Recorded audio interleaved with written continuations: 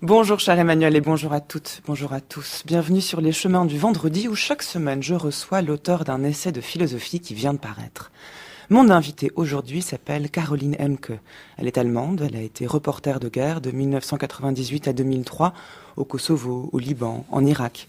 Elle a également suivi les cours d'Habermas et de cet étrange parcours sont nés plusieurs livres dont l'un d'entre eux vient enfin d'être traduit en français. Au Seuil.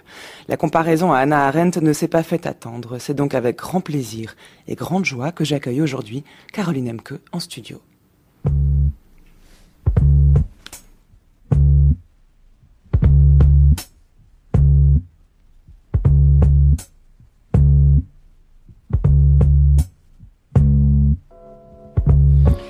Gehasst wird ungenau. Präzise lässt sich nicht gut hassen. Mit der Präzision käme die Zartheit, das genaue Hinsehen oder Hinhören. Mit der Präzision käme jene Differenzierung, die die einzelne Person mit all ihren vielfältigen, widersprüchlichen Eigenschaften und Neigungen als menschliches Wesen erkennt.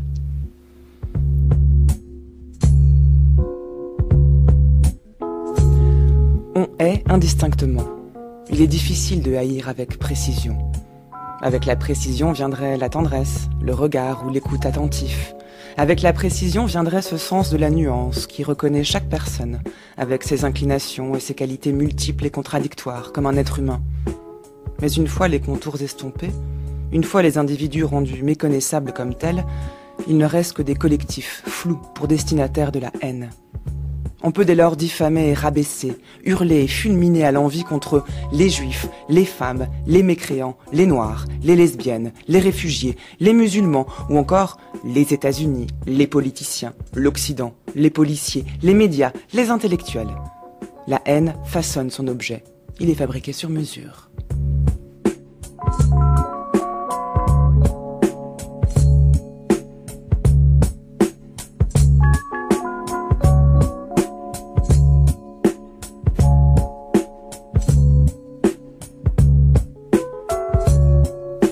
Bonjour Caroline Emke. Bonjour. Bienvenue sur les chemins de la philosophie. Merci beaucoup. C'est un grand plaisir de vous recevoir à ce micro et bonjour et merci à Bernard Mongiante qui assurera la traduction aujourd'hui. Votre livre s'appelle Contre la haine, plaidoyer pour l'impur. Il est enfin traduit aux éditions du Seuil. Le livre est sorti récemment et traduit de l'allemand par Elisabeth Amerain-Fussler. Le titre peut surprendre par son évidence. Contre la haine, qui n'est pas contre la haine? Ja, das fragt man sich natürlich. Ich würde sagen, in Deutschland, aber auch in vielen anderen europäischen Ländern ist das keineswegs mehr so eindeutig, dass man sich gegen den Hass richtet, sondern der Hass wird heutzutage selbstbewusst und schamlos Tout le monde se demande en Allemagne et ailleurs si ça devient si peu évident de se dresser contre la haine. Est-ce que tout le monde ne devrait pas le faire? Das hat sich verändert. Also es gibt eine wirkliche Umkehr, würde ich sagen. Les choses ont changé, il y a une sorte de basculement. Und das, was früher vielleicht zurückgehalten wurde oder tabuisiert war, ist jetzt sozusagen eine Form, die selbstbewusst und schamlos sich äußern. S'exprime aujourd'hui de façon ouverte et sans la moindre honte. Vous êtes née en 1967, Caroline Emke. Vous appartenez à cette génération qui a grandi avec la culpabilité collective des crimes nazis. Cette culpabilité, tacite ou explicite, s'est transmise de génération en génération, dites-vous, sans exclure la subsistance d'une idéologie qui serait quasiment fasciste et souterraine. Mais les choses ont changé, dites-vous. La parole de coupable est devenue explicitement haineuse. Et le paysage politique en Allemagne aujourd'hui en est la preuve. Est-ce que la haine que vous diagnostiquez dans la société s'explique entièrement par le passé nazi de l'Allemagne ou est-ce qu'il y a quand même d'autres causes qui expliqueraient ça? Nein, ich glaube, das reicht als Erklärung nicht aus. Non, ça ne suffit pas comme explication. Sie haben das ganz richtig gesagt. Ich gehöre zu einer Generation von Deutschen, für die es absolut selbstverständlich. Vous l'avez dit, j'appartiens à une génération pour laquelle il était évident et décisif de se socialiser dans la référence à la Shoah. Es ist auch sozusagen eine offizielle Politik gewesen. C'était aussi une politique officielle dans les écoles, dans l'espace public, dans les médias. cette conscience critique envers les crimes du national-socialisme. C'était un devoir par rapport à l'avenir. Ce n'était pas seulement une question du présent. C'était une politique dirigée vers l'avenir. Und es hat sozusagen verschiedene Entwicklungen, glaube ich, gleichzeitig gegeben. Il y a eu plusieurs développements parallèles. Die diese Referenz verändern wollten. Il y avait des gens qui voulaient changer ce cadre de référence. Es sei doch jetzt langsam mal genug. Des gens qui ont dit, bon, maintenant ça commence à suffire. Man müsste sich nicht mehr mit dieser Geschichte Il ne faut plus s'occuper de cette histoire. Wie ich sagen würde, narzisstischer, weinerlicher Ton. Disons, on a entendu des choses que je qualifierais de pleurnicherie narcissique. Sich selbst bemitleiden dürften. Et que les Allemands avaient enfin le droit d'avoir pitié d'eux-mêmes. Und es gibt eine zweite Entwicklung. Il y a un deuxième développement, un deuxième phénomène. Dass in Europa wieder verstärkt eine Suche begonnen hat. On voit à nouveau cette quête en Europe qui a pris de l'importance. Nach einem anderen zu Europa. Cherche un autre, cherche son autre. Und das sind dann häufig Muslime gewesen, manchmal Schwarze. Des musulmans, parfois des Africains. Es gibt sozusagen diese Renaissance der Sehnsucht nach einem anderen Europas. À qui l'on doit la renaissance de ce désir d'une autre Europe. C'est un livre en tout cas passionnant à lire, facile d'accès tout en étant très instruit et très précis. On sent que vous avez une formation de journaliste et de philosophe, et on sent aussi de votre part la volonté sans doute de redéfinir ou de clarifier le rôle de l'intellectuel en Allemagne aujourd'hui. Il y a quelque chose de nouveau dans ce livre, en tout cas. Ja, ich glaube, das nimmt man sich natürlich so nicht vor. Also, je crois que ce n'est pas quelque chose qu'on se propose de façon explicite. Läge es mir jetzt gar nicht für mich selbst darüber nachzudenken, wie man die Rolle des Intellektuellen definiert. En tout cas, ce n'est pas à moi qu'il revient de définir le rôle de l'intellectuel. Aber ich glaube, was stimmt, ist, dass ich immer beide Anteile und beide Milieus und beide Formen des Denkens immer in mir gehabt habe. Mais il est vrai que j'ai toujours eu en moi ces deux formes de pensée. D'un côté, la tradition des écoles philosophiques, und eben so eine gewisse Welthaltigkeit oder die Sehnsucht danach, eben auch tatsächlich in die Welt hineinzugehen, zu reisen. Un désir de plonger réellement dans le monde tel qu'il est. Mit den Begriffen und mit den et d'y plonger armé des concepts et des théories de la philosophie. Dann tatsächlich zu reisen und mich in der Welt zu bewegen. Et donc c'est une façon de voyager dans le monde muni de ces concepts. Ich glaube, in Deutschland gibt es natürlich eher die Tradition, dass en Allemagne, on a plutôt la tradition de séparer ces mondes-là. Beides zusammen denken und haben kann und das ist mir einfach fremd. Also ich glaube, ich habe einfach immer beides. Moi, c'est une façon de penser qui m'est étrangère. Moi, j'ai toujours essayé de relier les deux. Eher eine französische Tradition anschließt. Je crois que c'est plutôt d'ailleurs une tradition française et non allemande.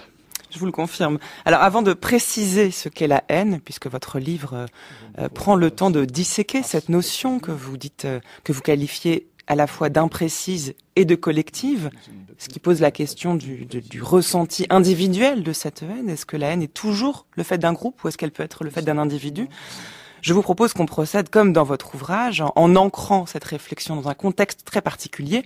Le contexte, c'est donc celui de l'Allemagne d'aujourd'hui, l'Allemagne d'Angela Merkel, qui, il y a 2 ans maintenant, a décidé d'accueillir des immigrés en très grand nombre en son sein, ce qui n'a pas plu à tout le monde. Vous commentez au début du livre une vidéo qui vous a particulièrement marqué.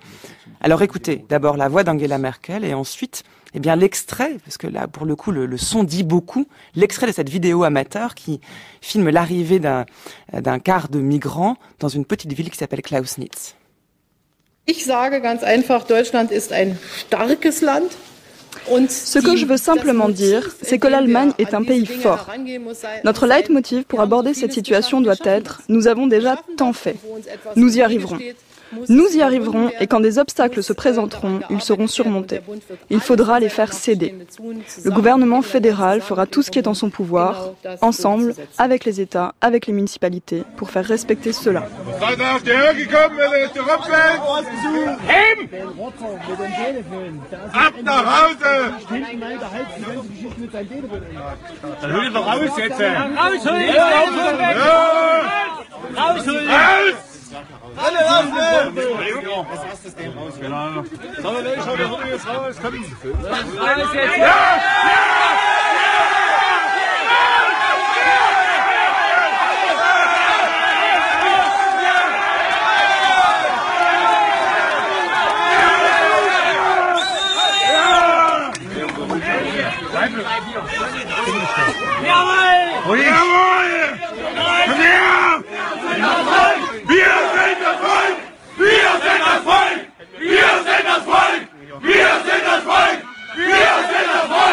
C'est vraiment un son qui glace le sang, juste même quand il n'y a pas l'image, Caroline Emke. Alors, aidez ceux de nos auditeurs qui ne parlent pas allemand. Qu'est-ce qu'ils sont en train de crier, là, les habitants de Klößnitz? Ja, zunächst muss man sagen, es sind zwei verschiedene Szenen. Also wir haben zuerst Angela Merkel gehört, die allgemein etwas über Deutschland sagt. On a d'abord entendu Angela Merkel. Und dann eben die Szene in Klausnitz. Cette scène à Klausnitz. Da muss man dazu sagen, es ist auf dem Video, das man jetzt nur hören konnte, il faut dire que sur la vidéo, bon là on a eu que le son. On voit un bus, on voit l'intérieur du bus. Auf der linken Seite zwei on voit junge du côté gauche deux jeunes femmes avec des châles qui se tiennent toutes près l'une de l'autre, effrayées. Und einen kleinen Jungen, der weint. Et un petit garçon qui pleure. Und man sieht nur von hinten diese Stimmen, die wir jetzt da hören. Et on ne voit que de dos ces gens qui crient. Un groupe d'une centaine de personnes qui bloquent le bus, qui l'ont arrêté et qui hurlent sans arrêt. Zunächst einigermaßen unkontrolliert, d'abord de façon un peu incontrôlée, pour dire ça de façon diplomatique. Danach rufen sie eben, wir sind das Volk. Et ensuite ils se mettent à hurler, nous sommes le peuple. Sie rufen übrigens auch nach Hause, was ils crient einigermaßen aussi, absurd ist, denn es sind Flüchtlinge, die nicht nach Hause können. En disant rentrer chez eux, ce qui est totalement absurde, puisque ce sont des réfugiés qui ne peuvent pas rentrer chez eux. Et cette vidéo est le point de départ de votre ouvrage. Ja, in der Tat. Also ich habe dieses Video gesehen. Es ist sehr, sehr viel in Deutschland diskutiert worden. J'ai vu cette vidéo qui a été très discutée en Allemagne. Nombreux politiciens ont réagi, horrifiés, parlant de cette agression qu'on voit dans cette scène. Und mich hat zunächst einmal gar nicht so sehr gereizt, Au début, ça m'a. Le problème n'était pas tellement d'être. Voilà, j'étais pas tellement en rage contre ces gens, mais je me demandais, mais qu'est-ce qu'ils voient en fait, ces gens?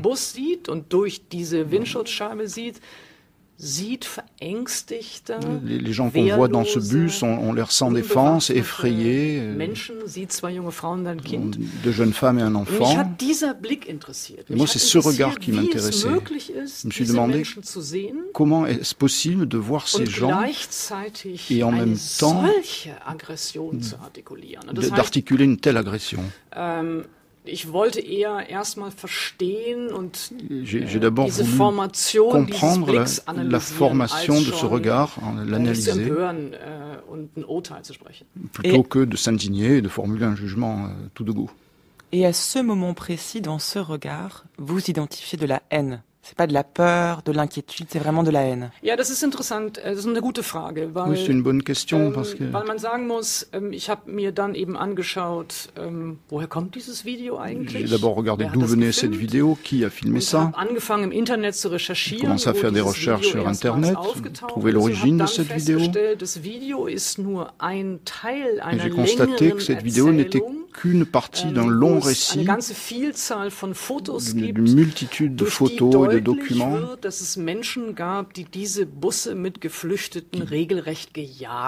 et qui montrent clairement que de nombreuses personnes ont littéralement pourchassé ce bus. Ils se sont envoyés des messages pour savoir où était le bus, quand est-ce qu'ils vont arriver.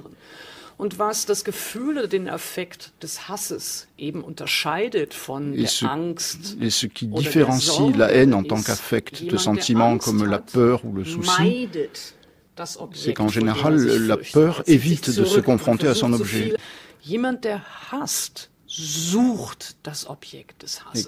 Will in die Nähe von dem Objekt. Quelqu'un qui hait cherche la confrontation à l'objet, cherche la proximité de l'objet. Oui, donc il y a vraiment une volonté de destruction là derrière. Wenn man sich anschaut und recherchiert, wo dieses Bild aufgetaucht ist, wenn man recherchiert, quand on recherche, quand on cherche à savoir où cette image est apparue, dass die ganze Rhetorik, man habe Angst vor et on voit bien que toute cette rhétorique, on a peur des réfugiés, on a peur des étrangers, nichts zu tun hat mit dem, was dort tatsächlich stattfindet. Cette peur n'a rien à voir avec ce qui s'est concrètement joué ce jour-là. Beispiel für Hass. Ce sont de très bons exemples de ce qu'est vraiment la haine. Vous dites la haine a besoin de formes dans laquelle elle peut se déverser. Elle n'éclate pas soudainement, elle est cultivée.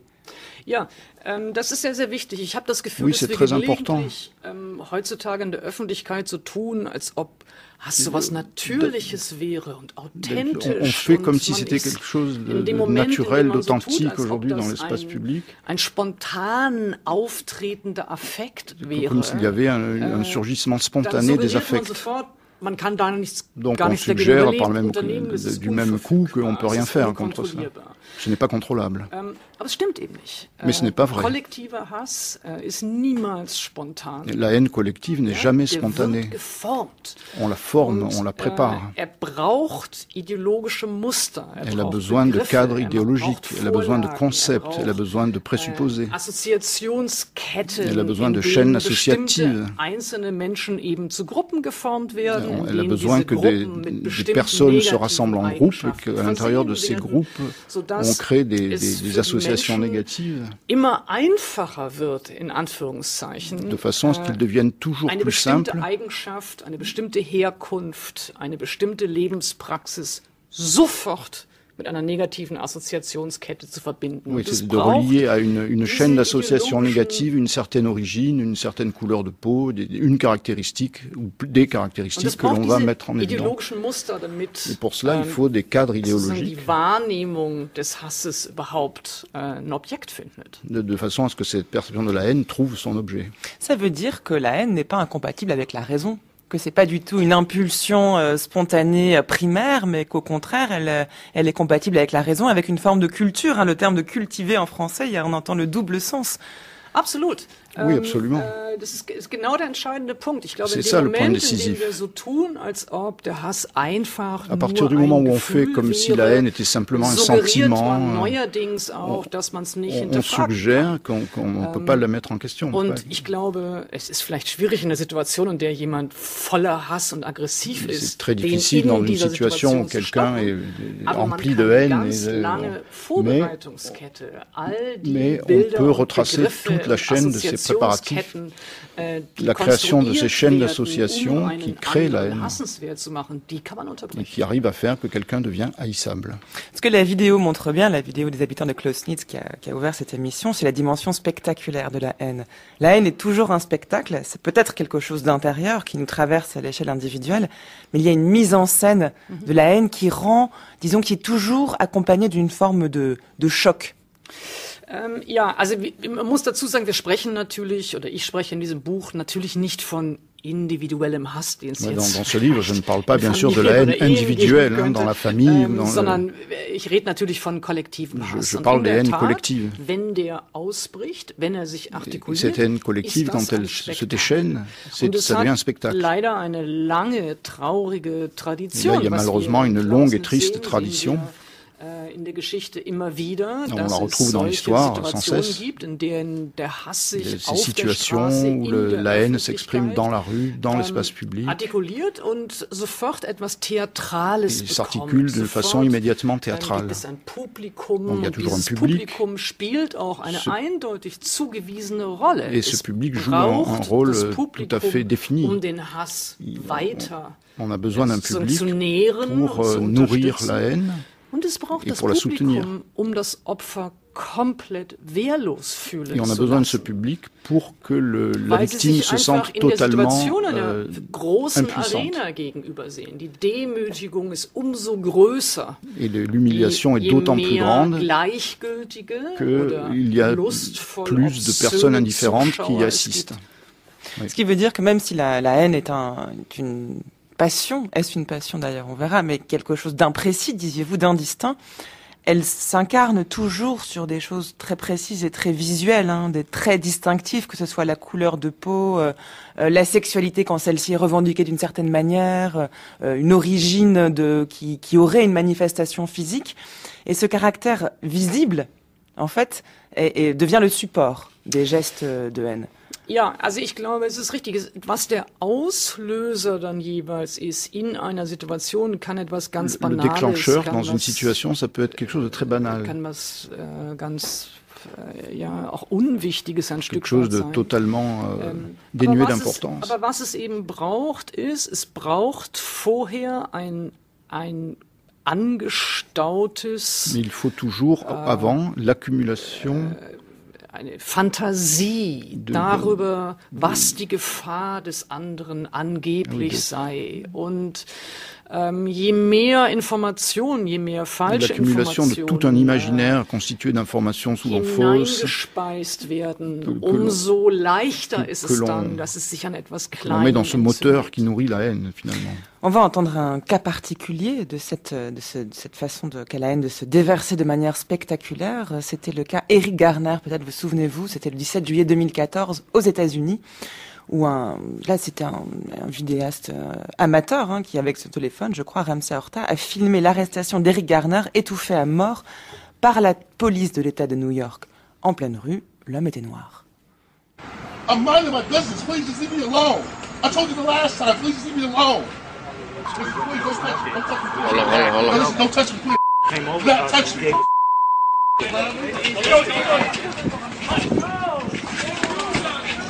Damn, man. All right, stop. Give your hand, buddy. Put your hand behind your back. I can't breathe.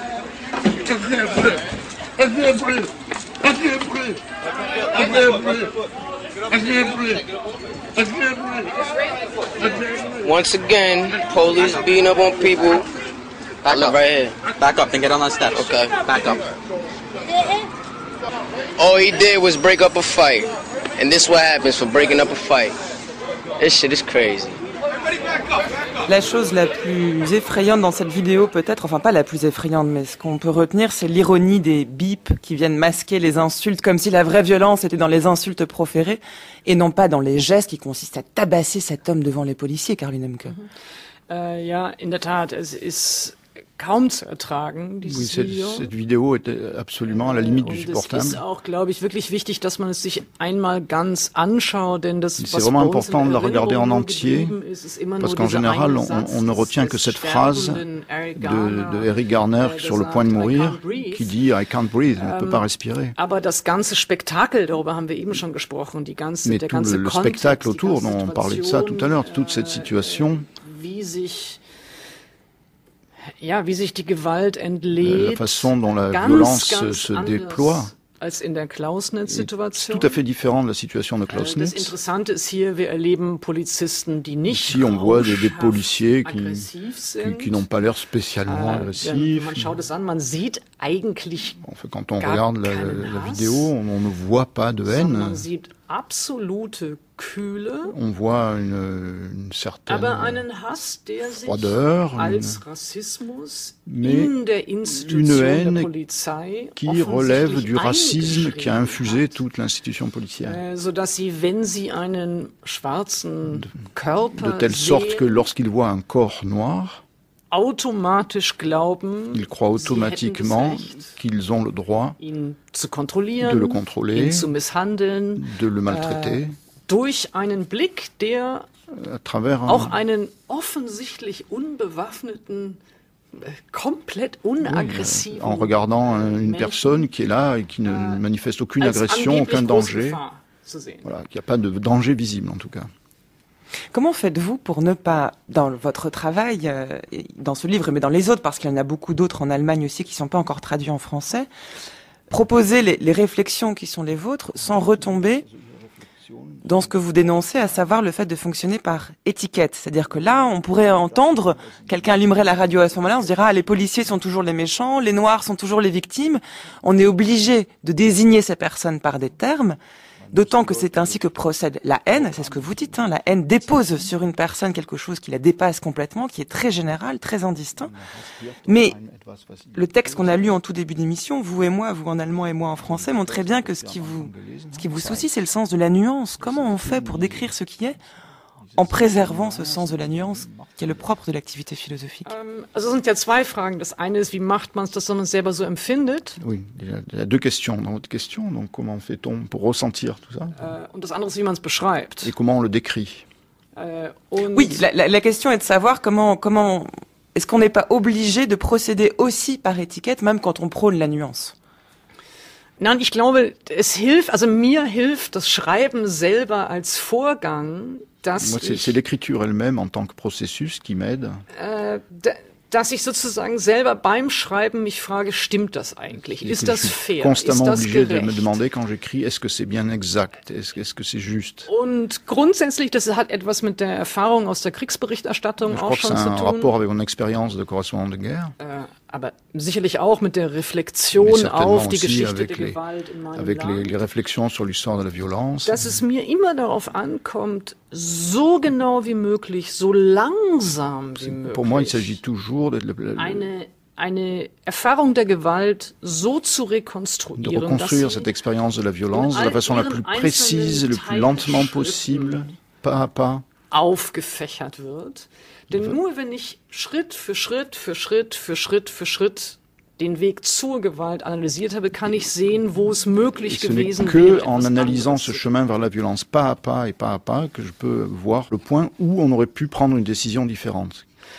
Und das heißt, wenn ich auf so eine Szene wie die von Eric Garner schaue oder wie die von Clausewitz, geht es natürlich nicht darum, comme Clausewitz ou celle de Eric Garner, per se jedem einzelnen individuellen Polizisten in der amerikanischen Polizei oder in der französischen Polizei Rassismus zu unterstellen.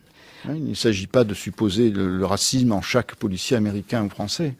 Sondern es geht darum zu schauen, wie ein gesellschaftlicher Rassismus sich in der Institution der Polizei so materialisiert hat, dass Polizisten einfach eine bestimmte Wahrnehmung haben, wenn sie in die Banlieues gehen oder wenn sie einen schwarzen Körper sehen. Ich glaube, das ist das, was Didier Fassin in Frankreich analysiert hat. Je crois que c'est ce que Didier Fassin a analysé en France. Über die Banlieues sind genau eine solche Bestätigung. Da geht es nicht darum, jedem einzelnen Polizeibeamten solches Verhalten zu unterstellen, sondern jeden einzelnen Fall anzuschauen. Il ne s'agit pas de supposer de tels comportements chez chaque policier, mais de voir. Aber auch die Struktur des Rassismus de voir les structures du racisme dieser institutionalisierten Wahrnehmung der Polizei. Dans le cadre de cette perception institutionnalisée. Je l'ai dit, vous procédez de manière tant journalistique que philosophique et parfois littéraire. En tout cas, on trouve de nombreuses références littéraires dans votre ouvrage. Alors, on va en venir à la dimension philosophique dans un instant. Mais avant cela, saisissons-nous de cette occasion. On parlait du cas de haine particulier qui est celui du racisme. Vous citez dans votre ouvrage le texte de Ralph Ellison, « Homme invisible, pour qui chantes-tu ?», qui, je crois, a beaucoup compté pour vous. On va écouter le texte et puis vous nous direz ensuite pourquoi.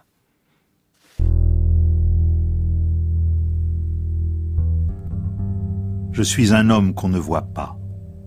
Non, rien de commun avec ces fantômes qui hantaient Edgar Poe. Rien à voir non plus avec les ectoplasmes de vos productions hollywoodiennes. Je suis un homme réel, de chair et d'os, de fibres et de liquide. On pourrait même dire que je possède un esprit. Je suis invisible, comprenez bien, simplement parce que les gens refusent de me voir. Comme les têtes sans corps que l'on voit parfois dans les exhibitions foraines, j'ai l'air d'avoir été entouré de miroirs en gros verre déformants. Quand ils s'approchent de moi, les gens ne voient que mon environnement, eux-mêmes, ou des fantasmes de leur imagination.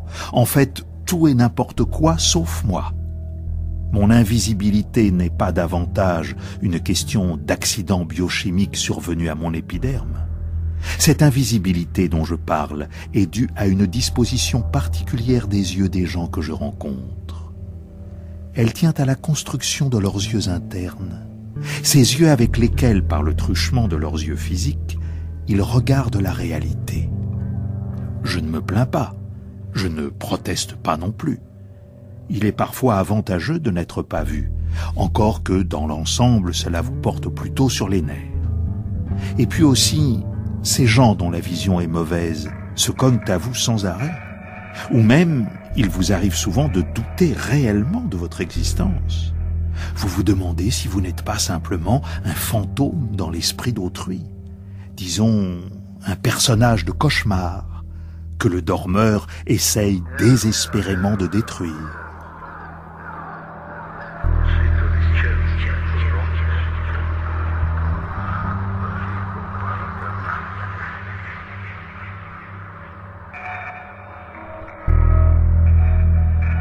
Vous écoutez France Culture, les chemins de la philosophie. Bienvenue sur les chemins du vendredi où j'ai le grand bonheur aujourd'hui de recevoir Caroline Emke, auteure de Contre la haine, plaidoyer pour l'impur, un livre qui vient d'être traduit en français aux éditions du Seuil. Et nous venons d'entendre un texte de Ralph Ellison, Homme invisible pour qui chantes-tu?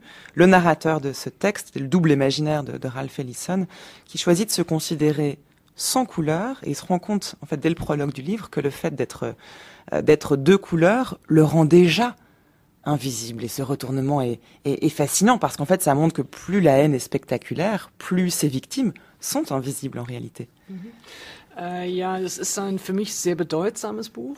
C'est un livre très, très important pour moi. Und weil es eine Idee aufnimmt, die es natürlich in der Philosophiegeschichte viel diskutiert reprend une idée qui a été beaucoup discutée dans l'histoire de la philosophie et souvent aussi dans les formes littéraires. Die Frage des Blicks. La question du regard, tout simplement. Des Blicks. Ich spreche in dem Buch von Weisen des Sehens. Und sur les façons de voir. Was mich daran eben sehr berührt hat, ist bei Sartre, ist der Blick. Et ce qui m'a beaucoup touché chez Sartre, gibt es diese berühmte Szene, in der jemand gesehen wird und zum ersten Mal sich auch als Objekt empfindet und regardé et se perçoit pour la première fois comme objet et comprend qu'il est un objet pour les autres. Das, was dort aber weniger auftaucht, ist, dass jemand einfach übersehen wird. Mais ce qui apparaît moins chez lui, c'est le fait que quelqu'un peut ne pas être vu. C'est-à-dire qu'une certaine forme de l'existence sociale. Für bestimmte Gruppen und für bestimmte Individuen, dass sie permanent pour certains groupes ou certains individus qui sont en permanence ne sont pas vus dans la société. C'est-à-dire qu'ils n'apparaissent jamais dans le discours politique, ils n'apparaissent...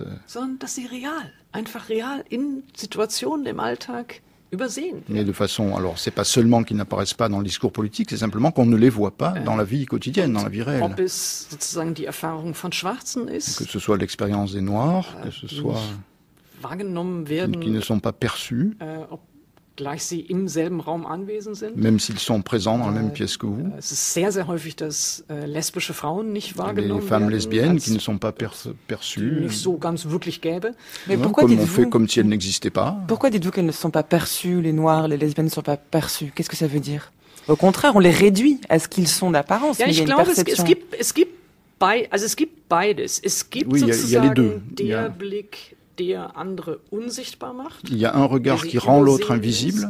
Und es gibt den Blick, der die anderen zu Monstern macht. Et il y a le regard qui fait de l'autre un monstre, qui les construit comme des êtres dangereux, menaçants, criminels. Sozusagen zwei Weisen des Sehens, ce sont deux façons de regarder l'autre qui sehr, sehr stark in ihrer sozialen Weise beschädigt werden können. Et qui leur nuisent énormément dans leur existence sociale, bien entendu. Ich glaube, wenn Sie nach dem Unsichtbarmachen fragen, mais si vous me demandez ce qu'il en est du fait d'être invisible, würde ich sagen, gibt es einfach es gibt ein Beispiel von der afroamerikanischen Autorin Claudia Rankin. Il y a un exemple de l'auteur noire américaine Claudia Rankin.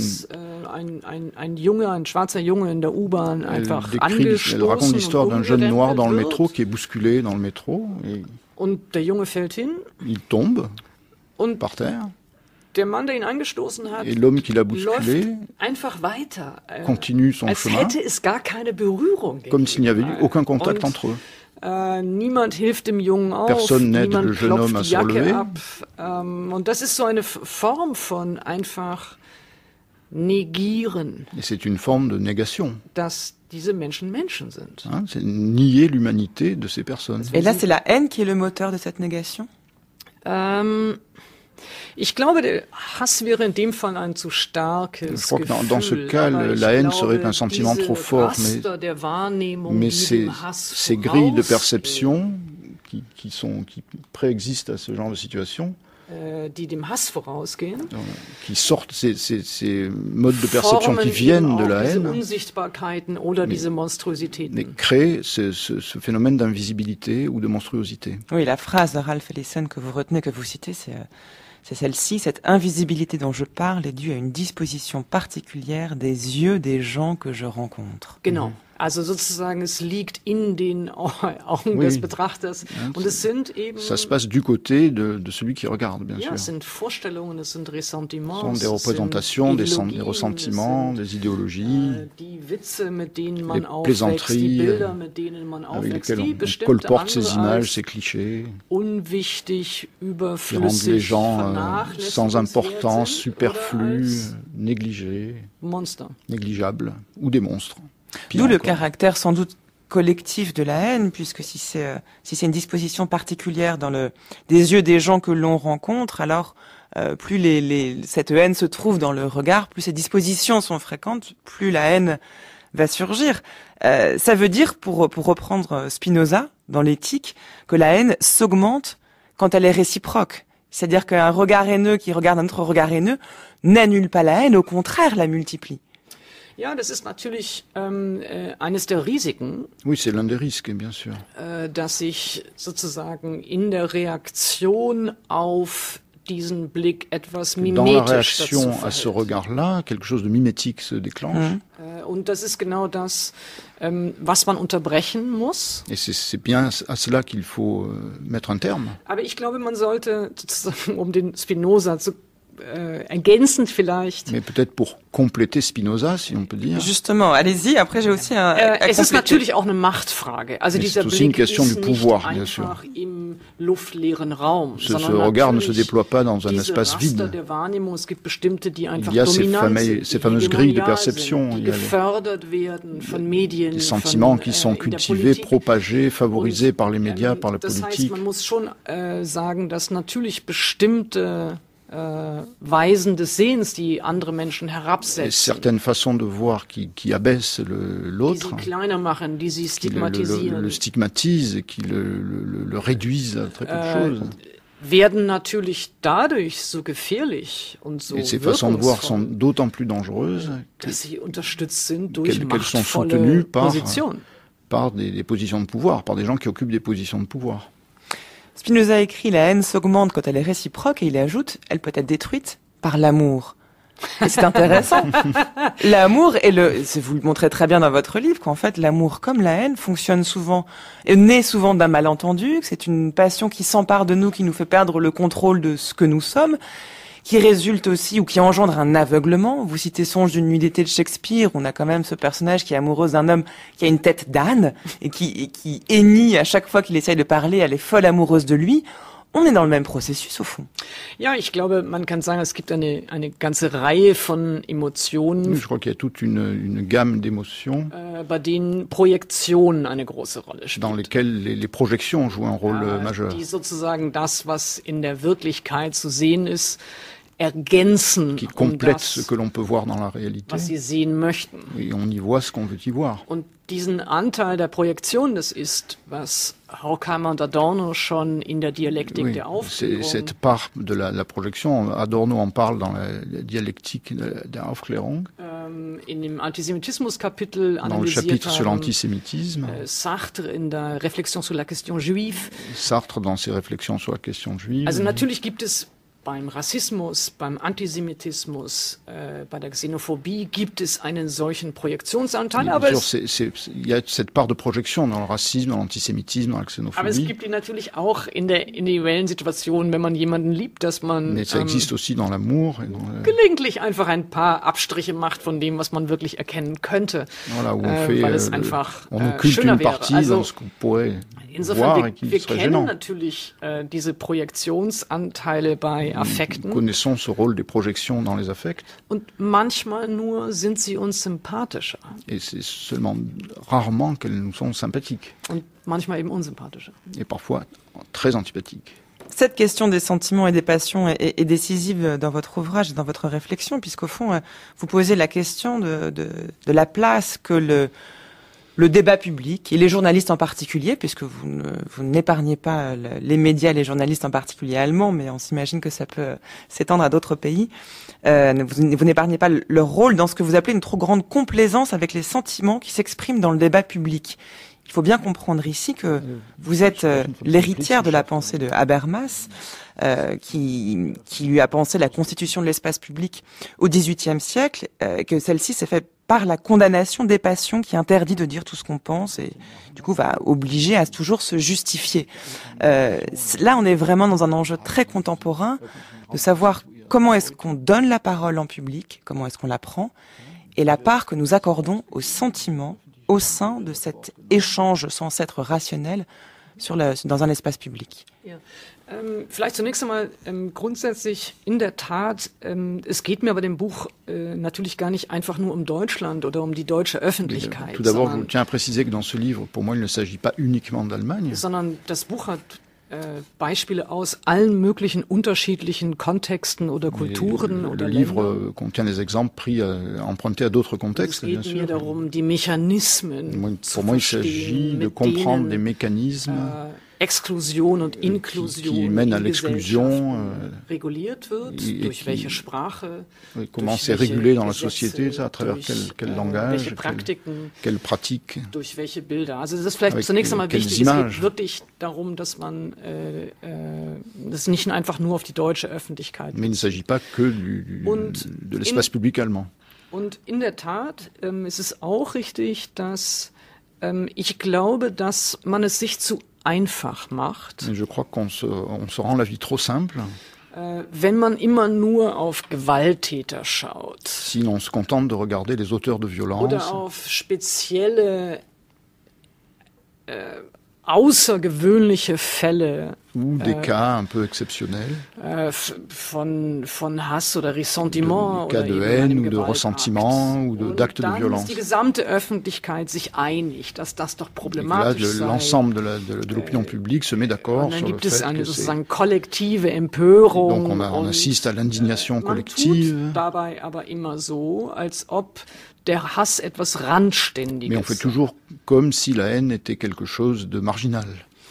Und ich glaube, dass man es sich da wirklich zu einfach macht. Et je crois que là, on se simplifie trop les choses. Und in dem Maße, in dem ich versucht habe, die Vorgeschichte Et dans la mesure où j'ai essayé de décrire la préhistoire de tout cela, von Gewalt und von Hass, de la haine et de la ist violence, auch klar, dass die Gruppe der Verantwortlichen wächst. Et du coup, le groupe des responsables devient de plus en plus nombreux. Wenn es stimmt, dass Rassismus und Antisemitismus und Hass und Gewalt S'il est vrai que le racisme, l'antisémitisme, solche la haine Muster der Wahrnehmung brauchen, ont solche besoin de ces grilles de perception Vorlagen brauchen, qui reposent sur des schémas idéologiques. dann muss man diejenigen anschauen, die diese Vorlagen produzieren. Alors il faut regarder du côté de ceux qui produisent ces cadres idéologiques et ces substrats idéologiques. Et ce sont les médias? Ja, also ich würde sagen, selbstverständlich Entre wird autres, in bien den sûr. Medien, die Medien ist jetzt immer zu groß. Encore une catégorie, Les justement. médias ont une also catégorie trop large. Mais natürlich muss man dann unterscheiden. Là Kann aussi, man il faut anschauen, différencier, was findet il faut auf Facebook statt, was findet auf regarder Twitter ce qui se statt. passe sur Aber Facebook, ich würde sur schon Twitter. auch sagen, es gibt eine Vielzahl von Et je dirais qu'il y a une multitude de talk-shows, d'émissions de télé. télé. Ich das Gefühl habe, es ist die Simulation von Diskurs. Il s'agit de la simulation de discours, en fait. Ja, es ist eine reine Inszenierung von angeblich neutraler C'est Diskussion. une pure mise en scène de discussions soi-disant neutres, Mit einer verlogenen Vorstellung von Unparteilichkeit, avec die letztlich un affichage nur mensonger eine d'objectivité. obszöne Freude an der Inszenierung von Konflikten, aber nicht von verständigungsorientiertem Gespräch hat. Oui, on y voit, disons, la joie obscène de la représentation de conflits, mais qui ne cherche jamais la vérité. Ich sage nicht, dass das überall in den Medien so ist, aber wenn die Frage gestellt wird, woher stammen denn diese Ressentiments? Mais si on se pose la question d'où viennent ces ressentiments, qui produit ces ressentiments? Dann muss man sich sozusagen natürlich Verlage anschauen. Bien sûr, il faut regarder les maisons d'édition, il faut regarder anschauen, in denen unwidersprochen immer dieselben Klischees reproduziert werden. Toujours les mêmes clichés sont colportés sans la moindre contradiction. Aber ich würde sagen, in Deutschland hat man sicherlich Vous en savez plus que moi sur la France, mais en Allemagne, il est clair que le populisme de droite se voit offrir des espaces de parole. C'est lui offrir ces espaces-là avant que cela se traduise dans les urnes, par leur progression. Ich würde sagen, natürlich gehören politische Parteien in dem Maße, in dem sie in die Parlamente einziehen, auch Bien sûr, les partis politiques font partie du jeu dans la mesure où ils sont aussi représentés dans les médias. Aber viele Fernsehformate haben auch sehr geholfen. Mais de nombreuses émissions de télé ont contribué à tous ces phénomènes. Dann auch so gewinnen und in die Parlamente einziehen. Et ont contribué au fait que ces formations populistes de droite gagnent les élections et entrent au Parlement. Ich glaube, eine gewisse Freude am Freakigen, eine Freude am Tabubruch, eine Freude... Il y a un plaisir de faire semblant de briser des tabous.